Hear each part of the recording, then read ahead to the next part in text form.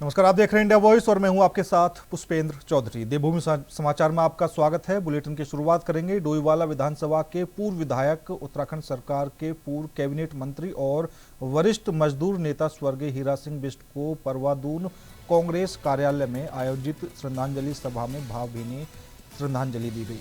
कांग्रेस नेताओं और कार्यकर्ताओं ने उनके चित्र पर पुष्प अर्पित कर उन्हें नमन किया। वक्ताओं ने उनके राजनीतिक जीवन, जनसेवा और मजदूर हितों के लिए किए गए संघर्षों को याद किया। उन्होंने कहा कि हीरा सिंह बिष्ट ने हमेशा आम जनता और श्रमिक वर्ग के अधिकारों की आवाज़ बुलंद की है। उनका सादगीपूर्ण जीवन और समाज के प्रति समर्पण प्रेरणादायक रहेगा। इस दौरान जिलाध्यक्ष मोहित उनियाल, ब्लॉक प्रमुख गौरव सिंह, मनोज नौटियाल और अश्वनी बहुगुणा सहित कई नेताओं ने उनके आदर्शों पर चलने का संकल्प लिया।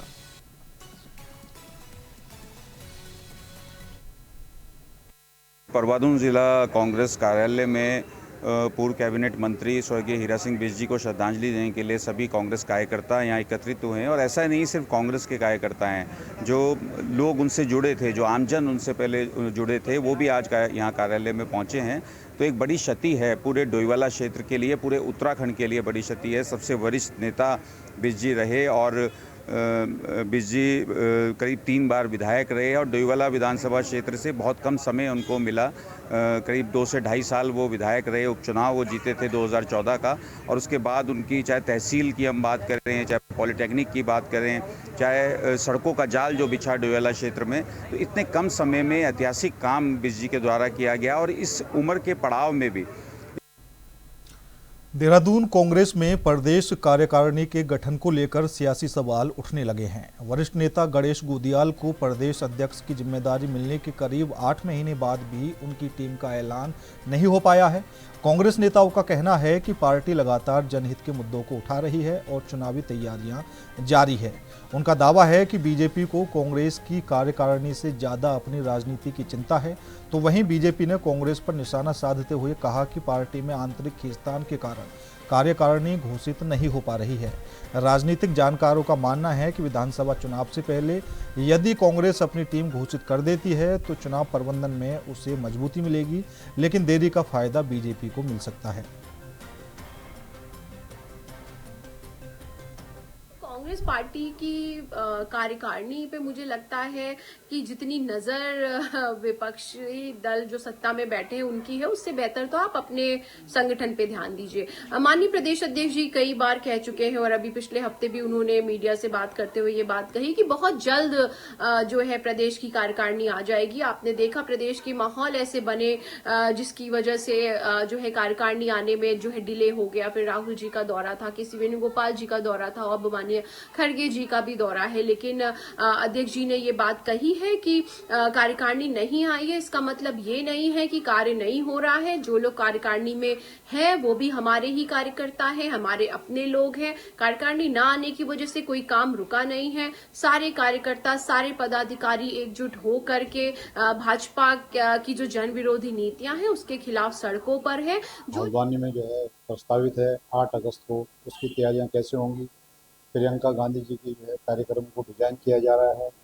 और जो हमारे राज्यों के, जो हमारे कांग्रेस शासित राज्य हैं, उनके मुख्यमंत्रियों के कार्यक्रम भी यहाँ डिजाइन किए जा रहे हैं, इस रूप में कि वो अपने प्रदेशों को किस प्रकार की योजनाएं दे रहे हैं, क्या उसका लाभ उत्तराखंड की जनता को हो सकता है, किस प्रकार से हम उसको अपने घोषणा पत्र में शामिल करें, और उसके अलावा विधानसभा वार किस ढंग से रणनीति बनाई जाएगी। इन सब विषयों पर दिल्ली में आज भी और संभवतः कल भी बैठक होने वाली है। निश्चित तौर पर मैंने पहले भी कहा है कि कांग्रेस के नेतृत्व में आपसी सामंजस्य नहीं है, और बल्कि ये कहिएगा कि वह गुटबाजी चरम पर है, तो उसके कारण ही तय नहीं हो पा रहा है। पिछला भी जो कार्यकाल रहा गोदियाल जी का, उसमें भी कहाँ वो कार्यकारिणी बना पाए, या आपके जो करण मेहरा जी के कार्यकाल रहा उसमें पूरी तरह कार्यकारिणी कहाँ बन पाई। तो कांग्रेस का आपस में संघर्ष इतना अधिक है, गुटीय संघर्ष इतना ज़्यादा है, वहाँ पर कुछ भी चीज़ें निर्धारित करना काफ़ी कठिन रहता है। देहरादून में स्वतंत्रता दिवस के उपलक्ष्य में प्रदेश भर में हर घर तिरंगा अभियान की तैयारियां तेज कर दी गई हैं। अभियान को सफल बनाने के लिए ब्लॉक और विधानसभा स्तर पर तिरंगा यात्राएं, साइकिल रैलियां और विभिन्न जन जागरूकता कार्यक्रम आयोजित किए जाएंगे।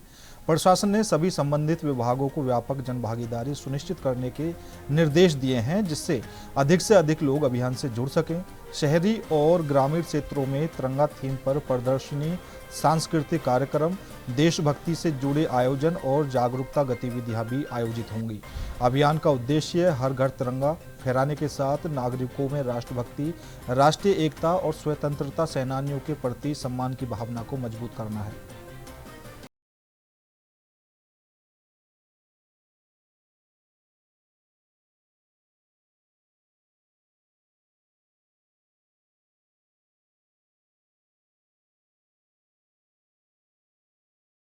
जसपुर खंड विकास अधिकारी कार्यालय सभागार में बीजेपी महिला मोर्चा द्वारा लखपति दीदी कार्यक्रम का आयोजन किया गया।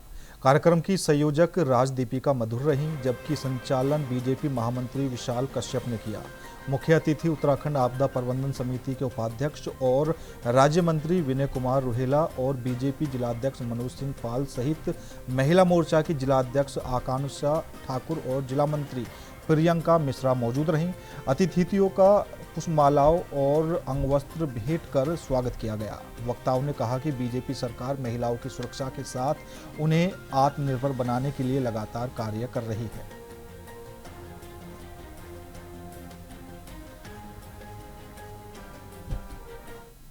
पार्टी महिला मोर्चा के नेतृत्व में हमारे यहाँ की जो स्थानीय टीम है, हमारे यहाँ की मंडल अध्यक्ष, हमारे यहाँ की जिले की पदाधिकारी और इस कार्यक्रम की संयोजक सह संयोजकों द्वारा महिला मोर्चा जिला पदाधिकारियों द्वारा इस आज लखपति दीदी कार्यक्रम का आयोजन किया गया है। निश्चित तौर पर जब हम अपनी मातृशक्ति के उत्थान की बात करते हैं तो हमारी मातृशक्ति कहीं ना कहीं आगे बढ़ती हुई आज हमारी सरकारों में नज़र आती है। और जिस प्रकार से हमारे प्रदेश के अंदर माननीय पुष्कर सिंह धामी जी के नेतृत्व में हमारी मातृशक्ति ने एक लखपति दीदी के आंकड़े को पार किया है और अपने आप को सबल बनाने का काम किया है। आज धरातल पर जब हम देखते हैं तो हमारे विधानसभा जसपुर में भी हमारे कई सारे क्लस्टर्स नए नए प्रोडक्ट बनाकर आज अपनी आजीविका को आगे बढ़ा रहे हैं और इन सब कार्यों से कहीं ना कहीं हमारी मातृशक्ति आत्मनिर्भर बनी है और उन्होंने अपने कंधों पर बोझ लेकर अपने परिवार का पालन पोषण करते हुए आगे बढ़ रही है। जब इस प्रकार की जागृति होती है तो निश्चित तौर पर क्षेत्र का भी विकास होता है और हमारा देश भी आगे बढ़ता है। मैं आज पुनः लखपति दीदी यहाँ सब शामिल हुई, सारे अपने क्लस्टर्स के ग्रुप जो उनकी लीड करने वाली हमारी मातृशक्ति यहाँ आई है, सबका मैं बहुत बहुत हृदय से धन्यवाद करता हूँ और सब मिलकर इसी प्रकार से जसपुर में एक नई गाथा लिखने के लिए हमारी मातृशक्ति तैयार है और ये हमारी संस्कृति की भी पहचान है। आज से कावड़ यात्रा का शुभारंभ हो गया है। यात्रा को लेकर पुलिस प्रशासन ने सुरक्षा और यातायात व्यवस्था के लिए व्यापक तैयारियां पूरी कर ली हैं। एसपी सिटी प्रमोद कुमार ने बताया कि देहरादून शहर और मसूरी क्षेत्र में कावड़ यात्रियों के प्रवेश पर पूर्ण प्रतिबंध रहेगा। कावड़ यात्रियों और आमजन की सुरक्षा को ध्यान में रखते हुए पर्याप्त पुलिस बल की तैनाती की गई है। पुलिस ने कावड़ यात्रियों से अपील की है कि वे प्रशासन द्वारा जारी दिशा निर्देशों का पालन करें और निर्धारित मार्गों का ही उपयोग करें। अधिकारियों का कहना है कि बेहतर समन्वय और सतर्कता के साथ कावड़ यात्रा को सुरक्षित और व्यवस्थित तरीके से संपन्न कराया जाएगा। पुलिस ने लोगों से सहयोग की अपील की है।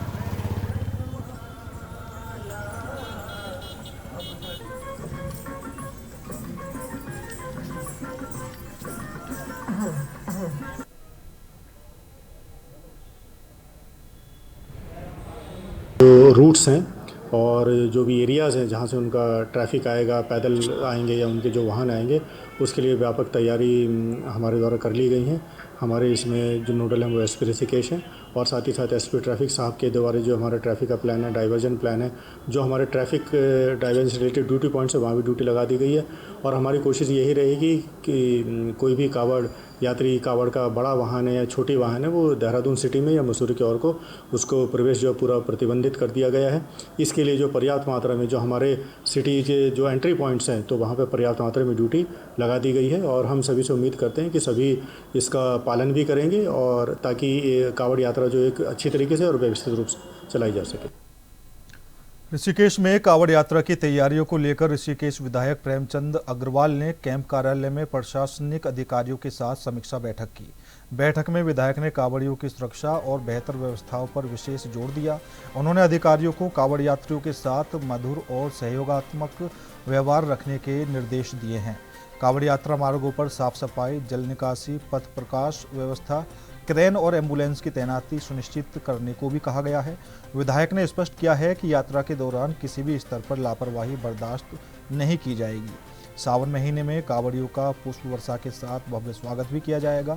एसडीएम कुमकुम जोशी ने बताया कि आपात स्थिति के लिए कोतवाली में कंट्रोल रूम शुरू कर दिया गया है और अधिकारियों को हर कॉल पर तुरंत कार्रवाई के निर्देश दिए गए हैं।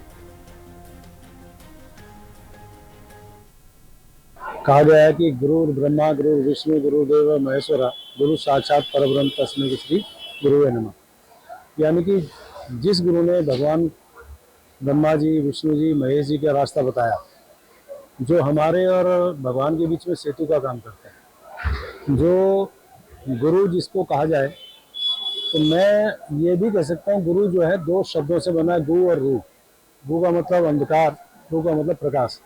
जो व्यक्ति अंधकार से प्रकाश की ओर ले आए वो गुरु।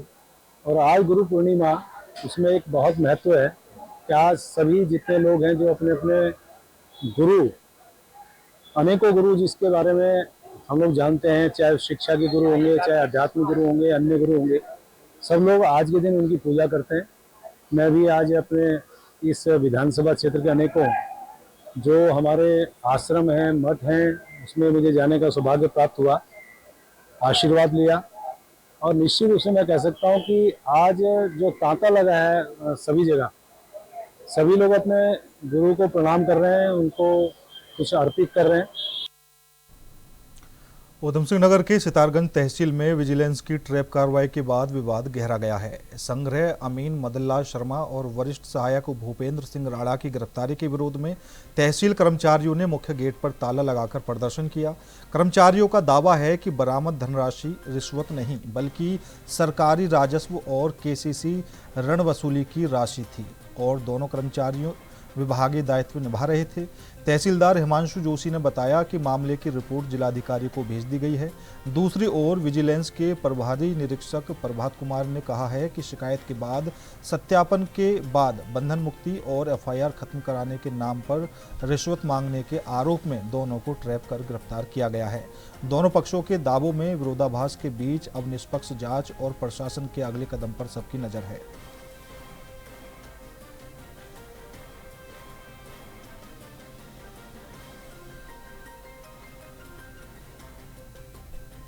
हो गई थी। इसके अवतारा सिंह नाम का व्यक्ति था जिसकी स्वयं की भी आरसी थी जो कि पूरी हो गई थी। इसके बाद जिसकी पत्नी की भी आरसी थी। तो लगातार हमारे अमीन और डब्ल्यूएन सेक्शन जो हमारा संग्रह सेक्शन होता है वो इसके घर पे दबिश दे रहा था कि इसके बकाया धनराशि की वसूली के लिए। तो उसके द्वारा कह रहा था कि कोर्ट से हमारा बैंक में कुछ जमा हो गया पैसा, लेकिन बैंक से कोई क्लैरिफिकेशन में कुछ आया नहीं था कितना जमा हुआ, क्या जमा हुआ है। तो मतलब कुल मिला के हमारे पास इसकी 6 लाख करीब की आरसी पेंडिंग थी। तो 6 लाख की आरसी होती है, उसके अलावा इसका संग्रह शुल्क होता है, 10% करीब संग्रह शुल्क होता है।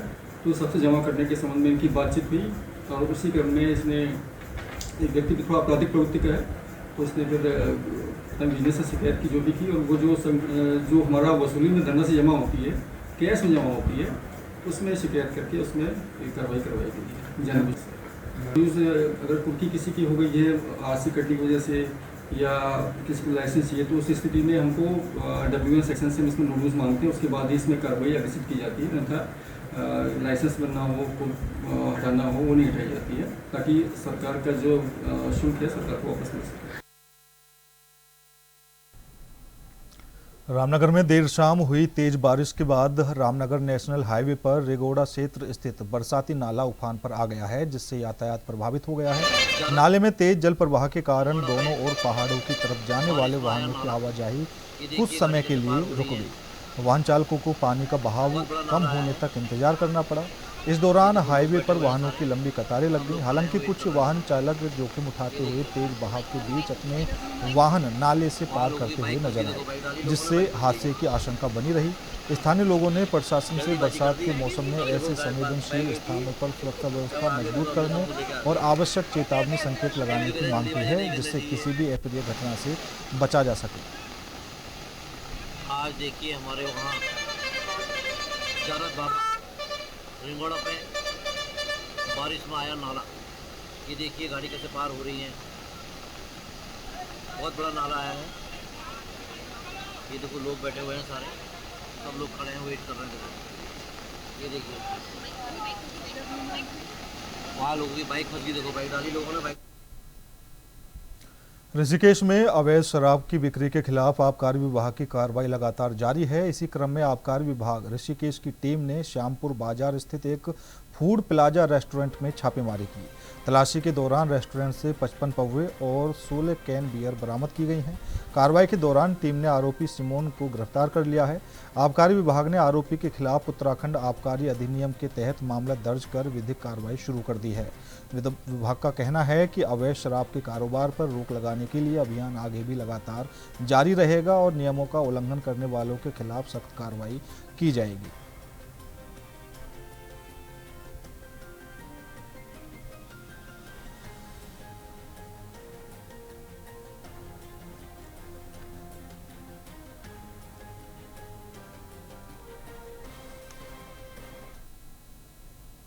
देहरादून में एसएसपी के नेतृत्व में अपराधियों के खिलाफ चलाए जा रहे अभियान के तहत दून पुलिस को बड़ी सफलता मिली है। पुलिस ने बसंत विहार क्षेत्र में हुई बुलेट मोटरसाइकिल चोरी की घटना का खुलासा करते हुए 2 वाहन चोरों को गिरफ्तार किया है।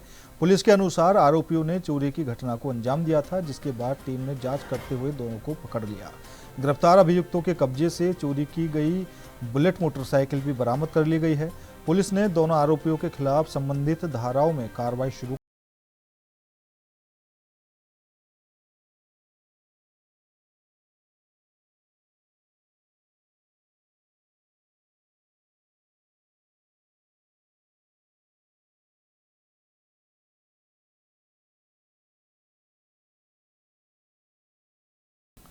देहरादून में नकल विरोधी कानून को लेकर कांग्रेस ने केंद्र और राज्य सरकार पर सवाल उठाए हैं। पूर्व प्रदेश अध्यक्ष प्रीतम सिंह ने कहा कि सरकार पहले भी सख्त कानून लाने का दावा कर चुकी है, लेकिन इसके बावजूद पेपर लीक की घटनाएं नहीं रुक पाईं।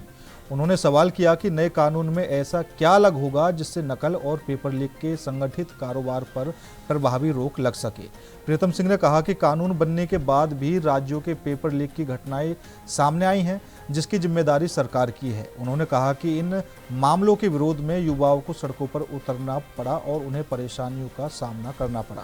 कांग्रेस नेता ने कहा कि युवा अब केवल वादे नहीं बल्कि पारदर्शी परीक्षा व्यवस्था को जवाबदेही चाहते हैं।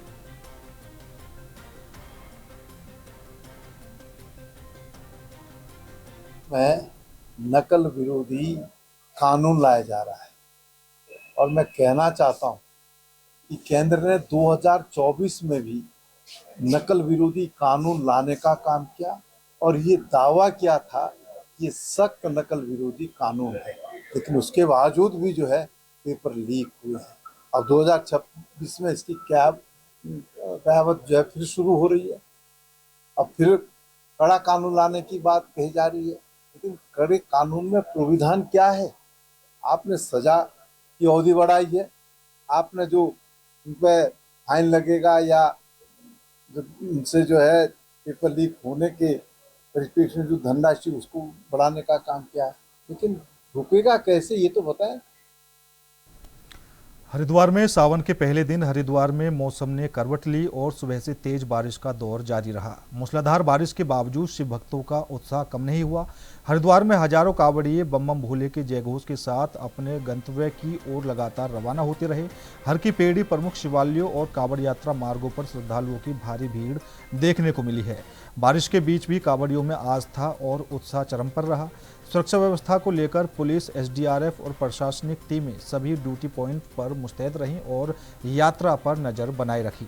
बारिश से तापमान में गिरावट आने से उमस भरी गर्मी से राहत मिली, जिसे शिव भक्तों ने यात्रा के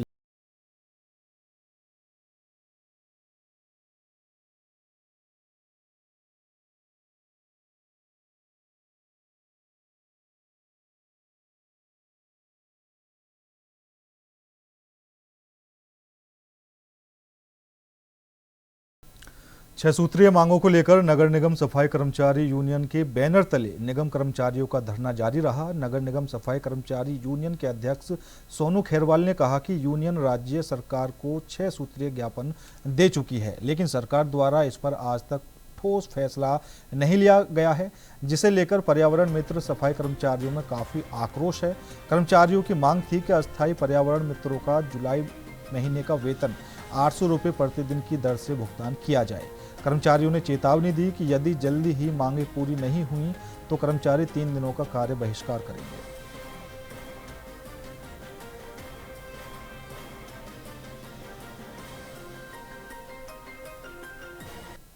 पहले तो मैं आपका बहुत बहुत धन्यवाद करना चाहूँगा, आपके चैनल का भी, कि आप यहाँ पर आए कर्मचारियों की पीड़ा को देखते हुए। आज हमारा 10वां दिन है धरने को, और आज भी सरकार की तरफ से हमारे लिए कोई निर्णय नहीं लिया जा रहा है। बड़े दुख का विषय। सरकार से मैं कहना चाहूँगा आपके माध्यम से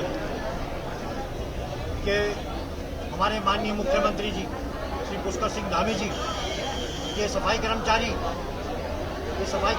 भी आप ही के हैं, ये उत्तराखंड के निवासी हैं। इनकी मांगे जो है वो नाजायज नहीं है, जायज मांगे हैं। 800 रुपये मांग दे भी कोई ज़्यादा नहीं है। आप चाहो तो कर सकते हो, लेकिन करने में इतनी देरी क्यों कर रहे हो, ये मेरी समझ में नहीं आ रहा है। हमारे नियमितीकरण का मामला है, वो भी आपके हाथ में है कि 20 साल 22 साल 23 साल इनको हो चुके हैं कर्मचारियों को। इनकी उम्र करीब करीब जा चुकी है। इनको अगर नौकरी भी मिली तो 2-3 साल की मिलेगी, 5 साल की मिलेगी। पौड़ी विकास भवन में ग्रामीण विकास विभाग की ओर से उत्तराखंड पलायन निवारण आयोग के उपाध्यक्ष शरद सिंह नेगी की अध्यक्षता में प्रवासी पंचायत कार्यक्रम आयोजित किया गया। कार्यक्रम में बड़ी संख्या में प्रवासी नागरिकों ने भाग लेकर स्वरोजगार और रोजगार से जुड़ी समस्याएं और सुझाव साझा किए। पलायन निवारण आयोग के उपाध्यक्ष शरद सिंह नेगी ने कहा कि मुख्यमंत्री के निर्देश पर प्रवासियों से संवाद कर स्वरोजगार की चुनौतियों और संभावनाओं पर सुझाव जुटाए जा रहे हैं। सभी सुझावों को संकलित कर मुख्यमंत्री के समक्ष रखा जाएगा।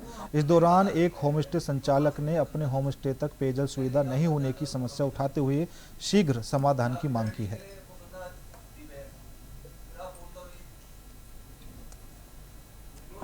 मेरा नाम ध्रुव जोशी है, मैं पौड़ी से ही बिलोंग करता हूँ बेसिकली।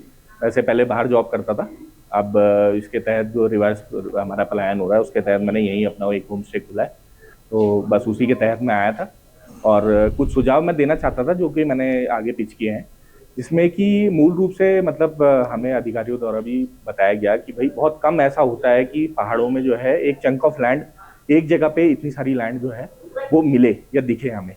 अब वो मेरे पास अवेलेबल भी है, सब कुछ है, बट क्या है कि मूल जो वैसी सुविधाएं हैं, जो बेसिक नेसेसिटीज़ हैं, जैसे पानी हो गई, बिजली हो गई, इससे वंचित रह जा रहे हैं। इससे वंचित इस विषय में मतलब मैं थोड़ा सा यहाँ पे मैंने इस चीज़ को बताया भी कि भाई पानी कई सालों से, लगभग 20-30 साल से तो हम देख रहे हैं, लगभग उतनी मेरी एज है, तब से मैं देख रहा हूँ कि ये पानी का इशू बहुत बड़ा है। ये ग्राम, मैं टेका की बात कर रहा हूँ, ये केवर्स वाला जो एरिया है, और मैं सारे प्लेटफॉर्म में लगभग इसको उठा चुका हूँ, उस मुद्दे को। सब जगह से मेरे को एक पॉजिटिव अप्रोच मतलब मिली है, आगे दिखी है, बट क्या है कि जिन विभाग से ये मतलब माना जाता है कि इसका सॉल्यूशन देंगे, वो कुछ उचित इस पे कार्रवाई कर नहीं पा रहे हैं। इस वजह से मैंने एक प्लेटफॉर्म हमें यहाँ मिला था, तो हमने सोचा कि इस पे भी, इसमें थोड़ा सा मैं बताऊं कि पानी की बहुत एक बेसिक नेसेसिटी भी है, हर किसी का मूल एक अधिकार भी है वो, जो सबको मिले। और मैं क्योंकि वो जगह बहुत प्रोस्पेक्ट उसके बहुत हाई है, अगर आप टूरिस्ट से देखें, जो भी पौड़ी के रहने वाले हैं, एडजॉइनिंग जो एरिया से हैं, वो ये इस चीज़ को समझेंगे कि उसके प्रोस्पेक्ट बहुत हाई है। बट ये है कि शर्तें, बात ये है कि पानी उसमें जो एक बेसिक चीज़ है वो हमें मिले, तो उससे हम काफ़ी अच्छे से डेवलप कर सकें। फिलहाल मेरे साथ इस बुलेटिन में इतना ही। बाकी देश और दुनिया की तमाम खबरों के लिए देखते रहिए इंडिया वॉइस।